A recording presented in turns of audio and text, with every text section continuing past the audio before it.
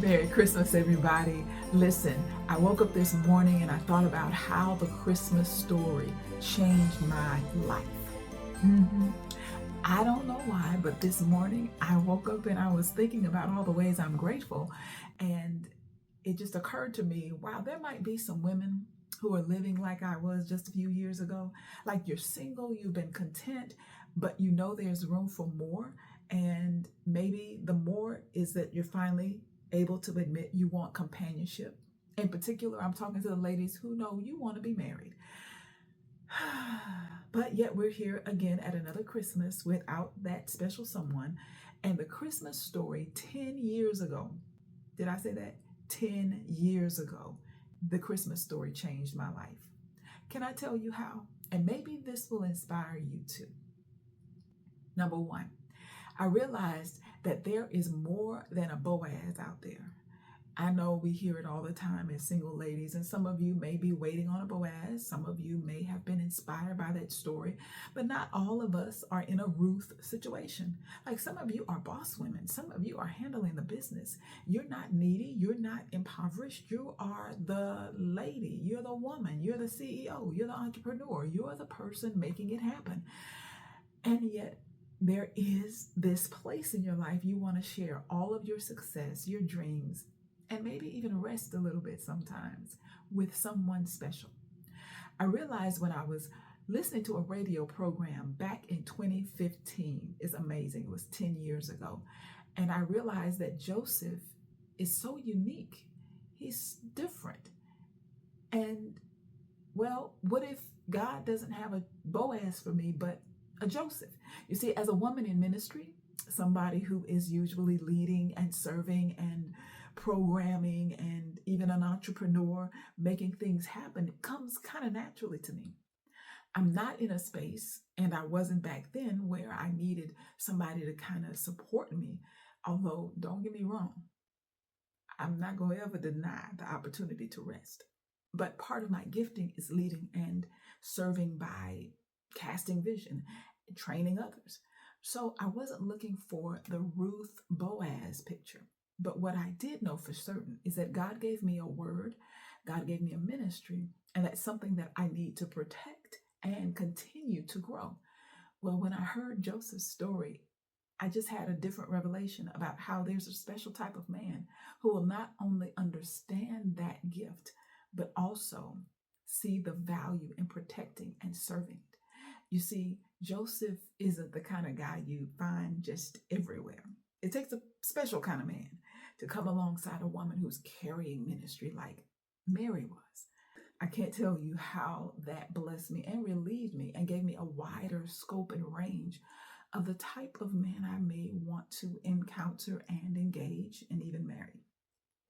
So let me tell you, all you boss ladies, don't forget that it's okay to recognize all that God has placed in you. Nurture it, be protective of it. And there will be someone who might not be so much of the Boaz, but maybe the Joseph, who will recognize the gift in you, who will want to protect and nurture that, making space and room for you to flourish and grow. And it won't be competition. It won't be like he has to compete with who gets attention. Do you recognize? I mean, look in the scriptures. Joseph's voice is not even heard. In Matthew, Mark, and Luke, I looked in the Gospels. Like, we don't see Joseph talking a lot, but he was a man of action. And sometimes that's all we need.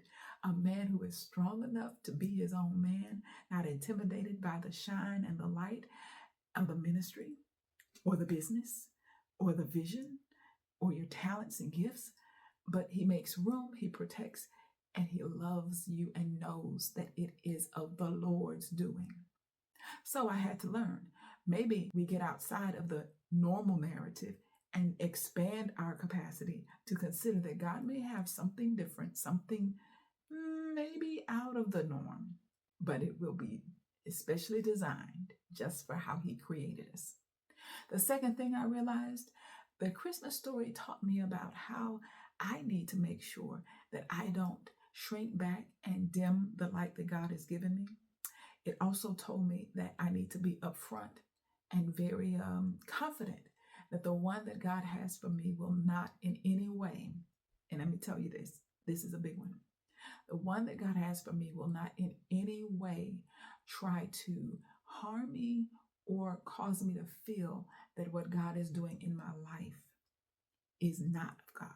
You see, Joseph could have tried to convince Mary to do several different things, or even, as you know, scripture says he wanted to put her away quietly, but he heard from the angel of the Lord in a dream. You see, when you know who you are, whose you are, and what God has placed in you, you can't withhold that from the world.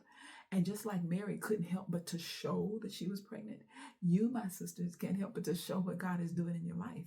And the man that is assigned to you will be okay with you showing it, but also won't cause you to feel ashamed of it, won't diminish you, won't speak down to you, won't try to cover it up or cloak it, even if it causes others to question who he is.